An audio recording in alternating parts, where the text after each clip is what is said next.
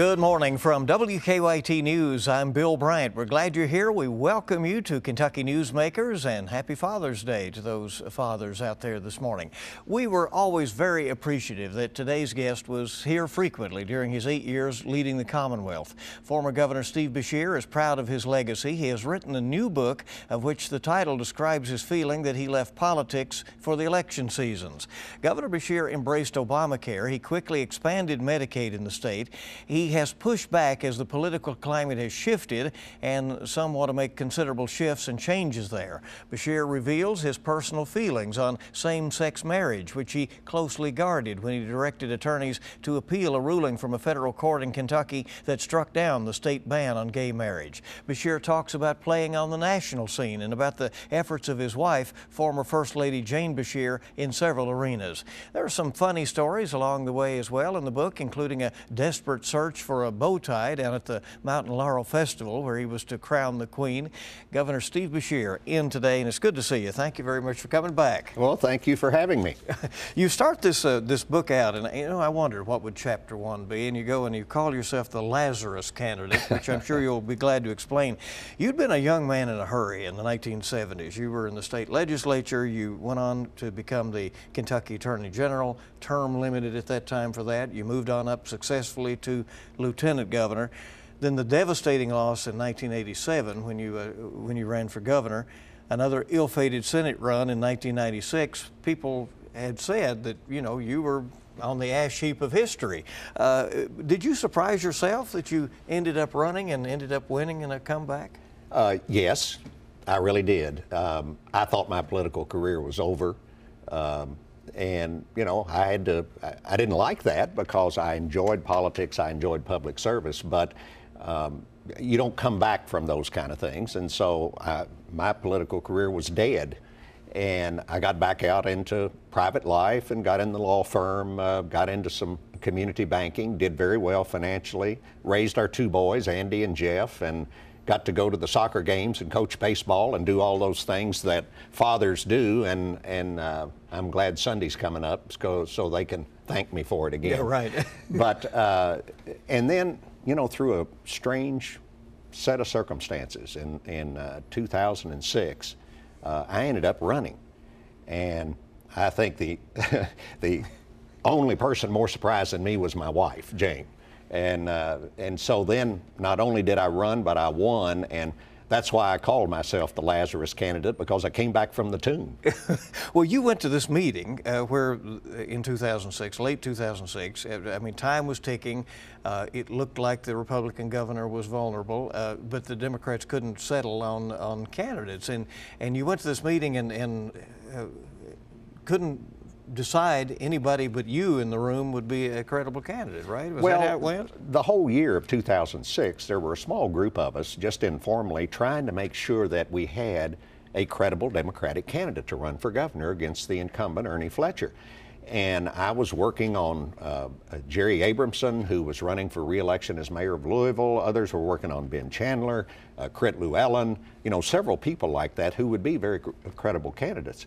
And then come that November, one by one, every one of them said no. They weren't going to run. And so, you know, Tracy Farmer, my good friend, looked at me and said, well, Governor Steve, you know, it looks like you need to run. And I said, oh, yeah, right, because, you know, I had not had that thought. People might not believe that, but that was the last thought in my mind, because I was done and I knew it. And he said, no, I mean it. He said, we've got to have a credible candidate, and who knows? And, you know, in the course of those conversations, he gave me that quote from Teddy Roosevelt that says, you know, it's the man in the arena that strives, and if he fails while daring greatly. And I had taken some consolation in that quote back in 1987 when I lost. You know, I at least had tried. And that's really what all that means, is that you're in there, you're fighting, you're trying to do your best. And even if you fail, you ought to take some pride in the fact that you were in the arena. So, you know, I went home and started a conversation with Jane. Didn't go very well for a while. Well, was a frying pan involved? Well, she just said, gosh, you know, I mean, we've been in that life, and now we've got a great life. And I understood that, but in the end, she said, you know, if that's what you want to do, then let's step up and let's do it. And lo and behold, I ended up being governor. You climbed back in. You defeated Ernie Fletcher, and yet, as with several Republicans that you pointed out to having some respect for through the years, there were some things you did not change that he had adopted his administration, the slogan for tourism, some things like that, and there were some other good things that you said about Ernie Fletcher. Oh, you know, Ernie's a good person, and Ernie and I had actually known each other since he was about 14 years old. I was a little older than him, but we went to the same church, Primitive Baptist Church in Lexington, for a while, so I knew him and his family. And so it was really kind of strange that we ended up running against each other, and it was a tough-fought campaign. But, you know, Ernie made some mistakes, we all do, and we capitalized on those in the campaign. But Ernie also did some good stuff, and that's what I urge any set of governors to do. I mean, the way your state moves forward is to take what's good that has been done and build on it. You know, you don't go in and throw out everything that the last one did just because it was the last one that did it and it wasn't you. You build. And, you know, Ernie had started the Recovery Kentucky program, which was a drug and alcohol abuse program, residential treatment program. Jane and I took one look at that and we said, wow, I mean, this is good stuff. And so we adopted that and built on it. Ernie had started the Center down in Louisville, and I finished it. But, you know, when we went down to cut the ribbon, I called Ernie up. I said, I want you to go with me because you deserve credit for this. And so he got in the car with me and we rode down together. And you know, that's the way political business ought to be done. You went into office in late 2007 with all kinds of plans and dreams of what you wanted to do for Kentucky that, as we've said, may have gone back to when you were a young man just starting out in politics, and then the bottom drops out on the economy. The U.S. economy goes in the tank, joblessness went up, the worst economic times that most people alive can remember. Did you quickly realize you would be limited in what you could accomplish? Well, it was a tough time for me because I had gone in with big ideas. You know, I wanted to make sure that every child had advantages of preschool and early childhood education and development, and that costs money to do. Wanted to raise teacher salaries because in the end, education is the future. That's a cliche, but it's also the truth. And the better educated we can get our population, the faster and better the quality of life will improve in Kentucky. But man, when the bottom dropped out, and it didn't take any time. I walked in the day after my inauguration and my budget director looked at me and said, well, I hope you enjoyed last night because today we got to start figuring out how to cut $340 million out of the budget to keep it balanced. And boy, things just went downhill from there. And so it took me a while to adjust my thinking, but you finally had to say, look, we got to figure out how we can move this state forward the best we can in spite of this economic catastrophe that we're going through. Now, one of the biggest jobs was just getting us through it. You know, keeping money invested in education and a few things like that, which meant cutting everything else, I mean, in big ways. But I made that decision instead of just cutting across the board because I felt like that while everything was important that state government does, there were a few things that were the most important, and education was one of them. And so we held K through 12 education harmless in terms of budget cuts.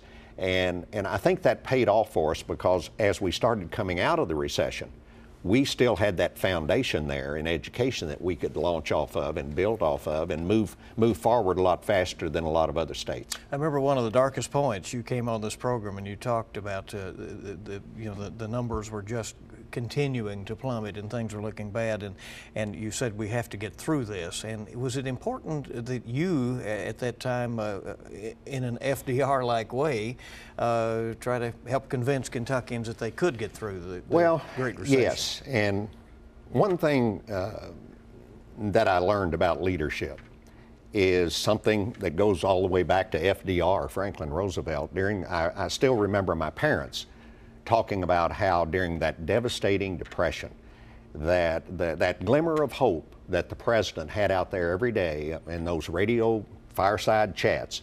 You know, they said things are going to be okay. Somehow we know we're going to get through this because the president is pushing and things will be okay. And keeping that hope alive is part of what leadership is all about. And we had a lot of people suffering at that time. And I wanted people to know I understood where we were. I understood what they were going through because they were having to sit down at their kitchen table every night and figure out what bills to pay and what to push off and, you know, how can we keep the kids in school and put food on the table and keep a roof over our heads. And we did the same thing with state government, and I hope I communicated that way to folks in the state that, look, we're doing the same thing you're doing. We're going through some tough times, but we're going to make it. We're going to get through it, and we did. Do you regret that some things have not been have not come back in terms of the cuts to higher education that were done beginning in 2008 and have continued? Yes, and you know, the thing I would say is that, you know, we're not in that recession anymore, and budgeting is always priorities. There's never enough money. I don't care how flush you are. There's never enough money. And you got to decide what your priorities are. And, you know, the current administration has kind of decided that the pension system is their priority. And, of course, what that means is that higher education continues to suffer.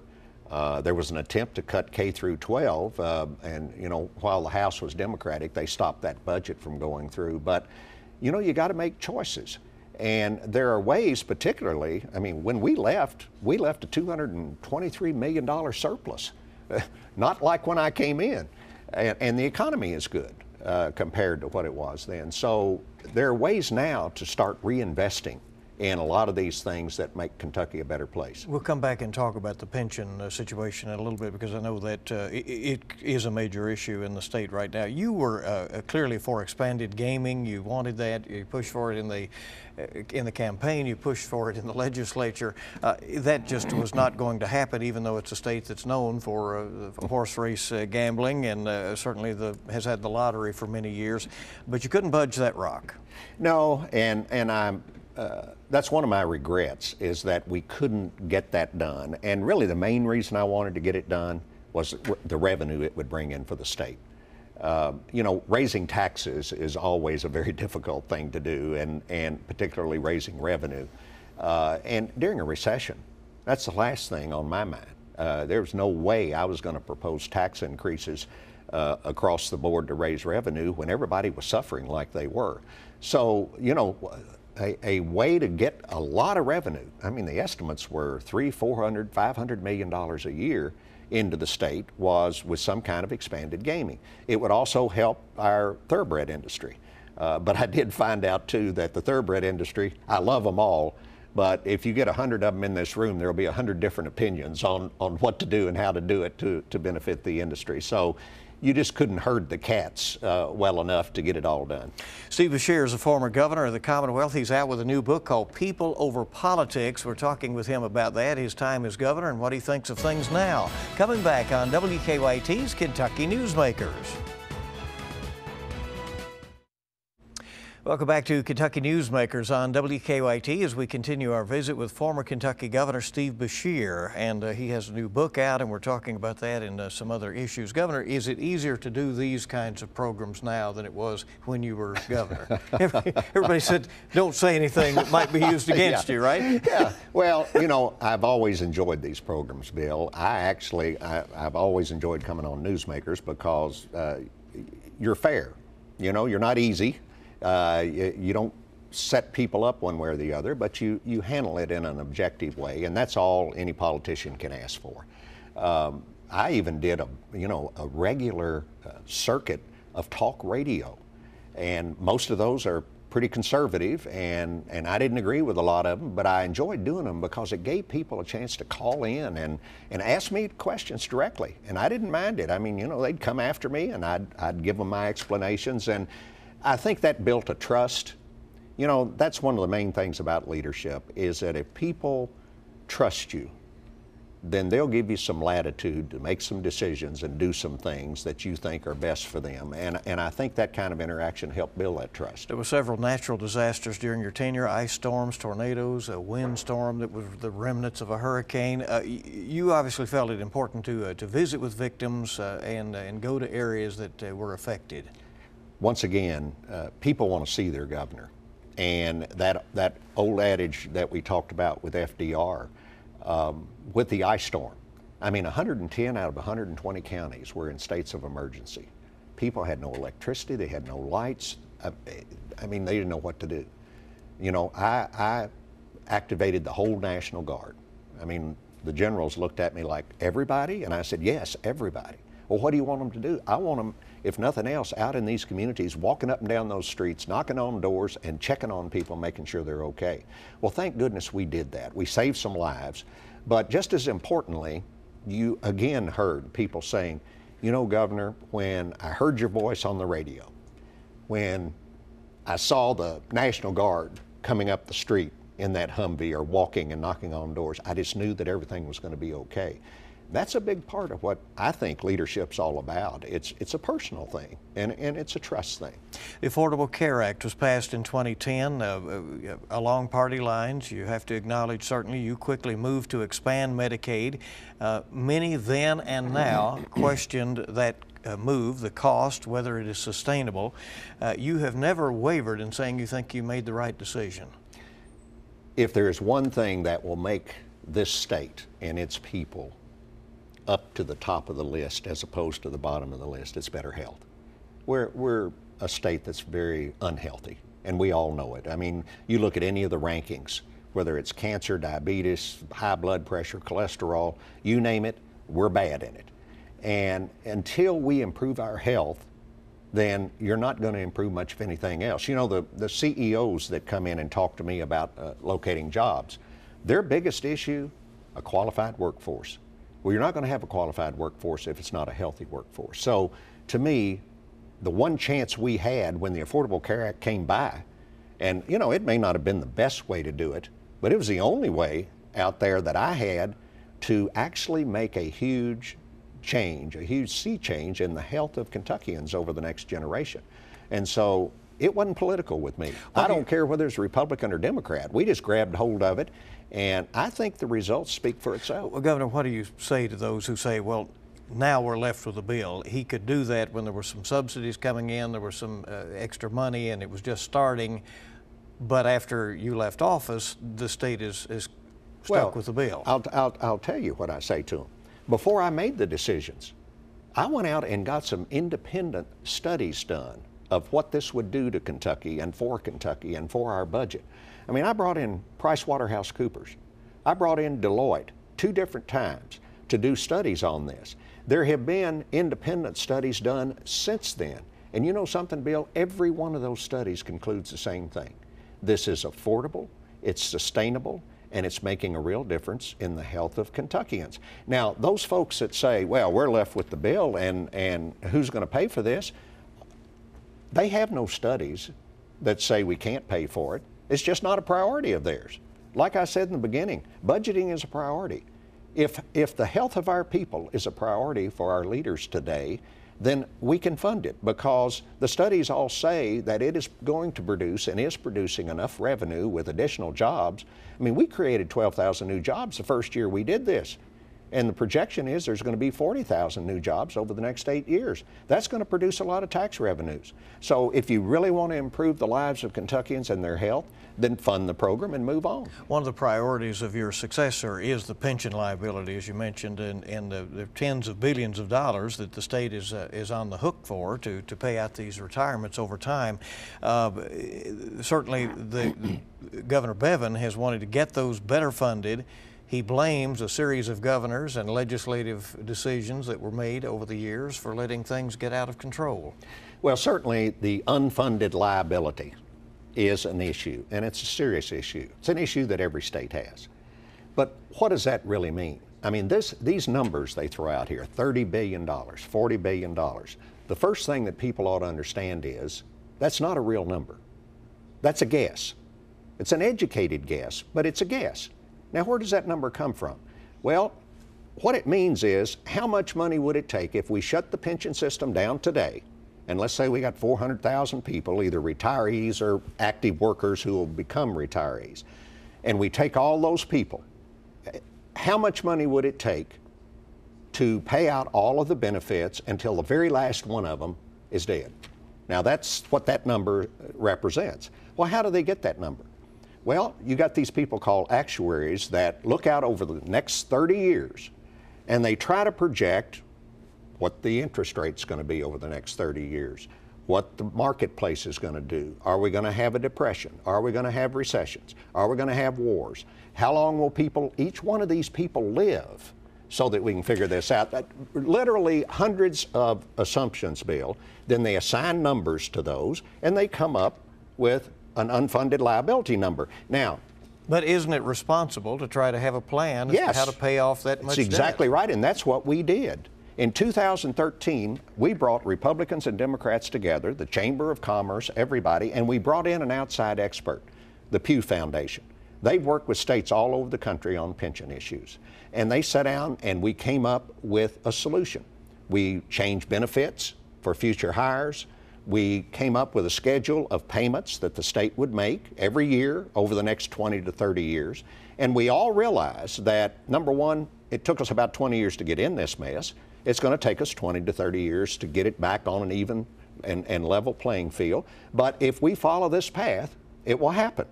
Now, last year, the Chamber brought a fellow from the Pew Foundation back in for a progress report, and they published a report and said, you know what, this thing's working pretty well. If we stick with our plan, it's going to work. Now, why the panic right now? Well, they're changing the numbers. You know, I can make that $30 million figure 30 billion, 50 billion, I can make it 20 billion. All I have to do is change the assumptions. I mean, while I was still governor, the actuaries for the pension system said, well, you know, I think that the interest rate may be too high. Let's change that assumption. And all at once, we had $2 billion more in unfunded liability. I mean, with the stroke of a pen.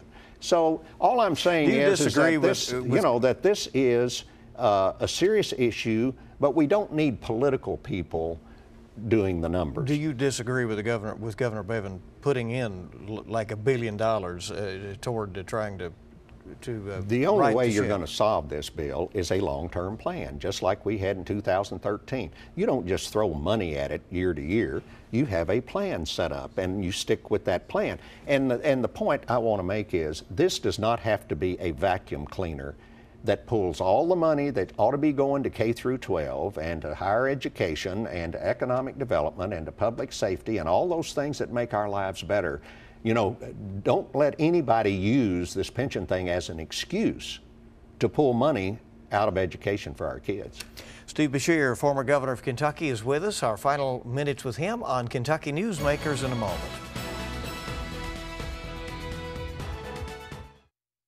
Welcome back to Kentucky Newsmakers. We're visiting with former Kentucky Governor Steve Beshear, who's written a book, People Over Politics, and that is out there on the bookstore shelves right now. Governor, the gay marriage issue is settled now by the U.S. Supreme Court. As you know, there are many who wanted to know what your personal feelings were at the time when you directed state attorneys to appeal the decision by a federal court in Kentucky that struck down the ban here. Right. Well, Bill, you know, anybody in my generation probably had the same experience that I have had, and that is over 70-something years now.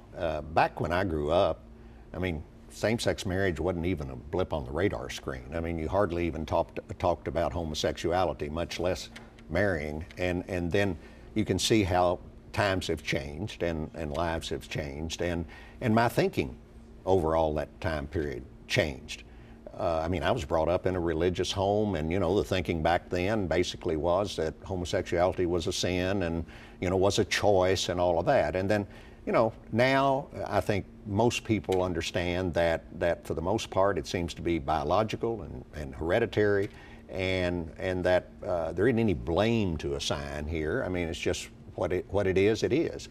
And so when the issue came up, I felt very strongly that we needed to get a final decision out of the U.S. Supreme Court. And we had what, 74, 75% of Kentuckians vote for a constitutional amendment against same-sex marriage, and I felt like I owed it to them to make sure that the decision on this issue that was going to govern the country was made by the very highest court. And so I went on and took that appeal. I had reached the point in my own mind where I felt like that basically if two people love each other and they want to spend their lives together and have a legal relationship, then they ought to be able to do it regardless of their gender or whatever. But I felt like, let's get this decision made, and if the Supreme Court makes it, then I think most Kentuckians, whether they agree with it or not, will say, okay, we had our day in court.